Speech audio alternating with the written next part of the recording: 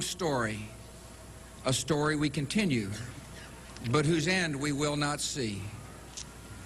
It is a story of a new world that became a friend and liberator of the old.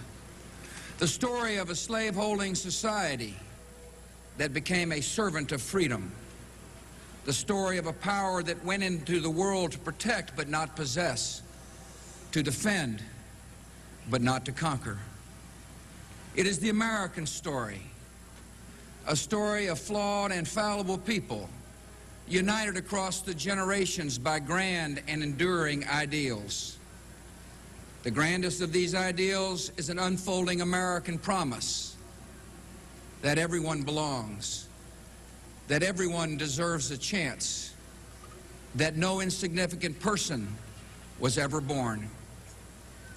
Americans are called to enact this promise in our lives and in our laws.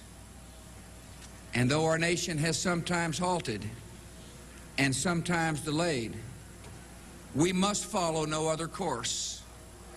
Through much of the last century, America's faith in freedom and democracy was a rock in a raging sea.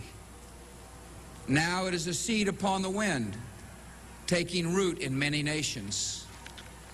Our democratic faith is more than the creed of our country. It is the inborn hope of our humanity, an ideal we carry but do not own, a trust we bear and pass along. And even after nearly 225 years, we have a long way yet to travel. While many of our citizens prosper, others doubt the promise, even the justice of our own country. The ambitions of some Americans are limited by failing schools and hidden prejudice and the circumstances of their birth. And sometimes our differences run so deep, it seems we share a continent, but not a country. We do not accept this, and we will not allow it. Our unity, our union, is the serious work of leaders and citizens in every generation. And this is my solemn pledge. I will work to build a single nation of justice and opportunity.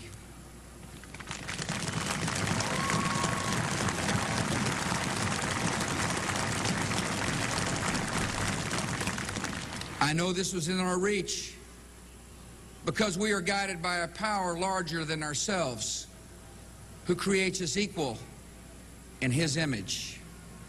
And we are confident in principles that unite and lead us onward. America has never been united by blood or birth or soil. We are bound by ideals that move us beyond our backgrounds, lift us above our interests, and teach us what it means to be citizens. Every child must be taught these principles. Every citizen must uphold them. And every immigrant, by embracing these ideals, makes our country more, not less, American. Today,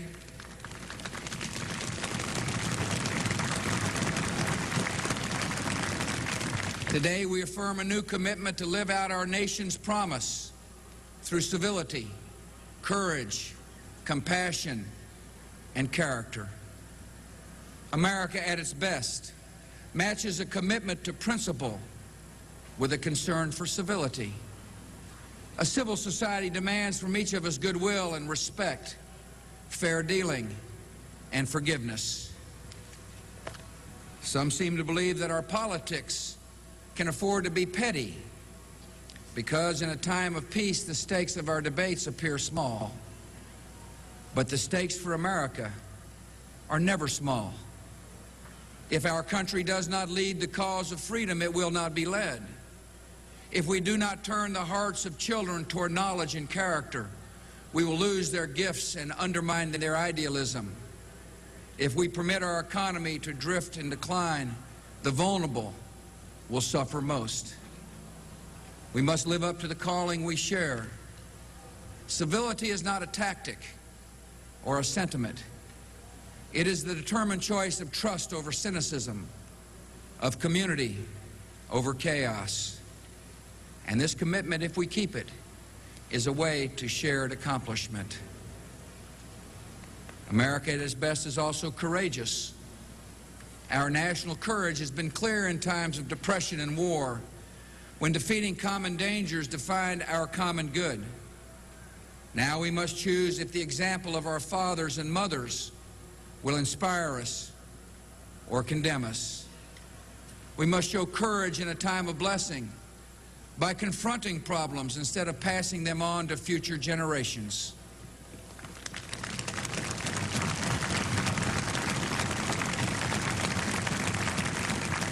Together we will reclaim America's schools before ignorance and apathy claim more young lives. We will reform Social Security and Medicare, sparing our children from struggles we have the power to prevent. And we will reduce taxes to recover the momentum of our economy and reward the effort and enterprise of working Americans. We will build our defenses beyond challenge, lest weakness invite challenge.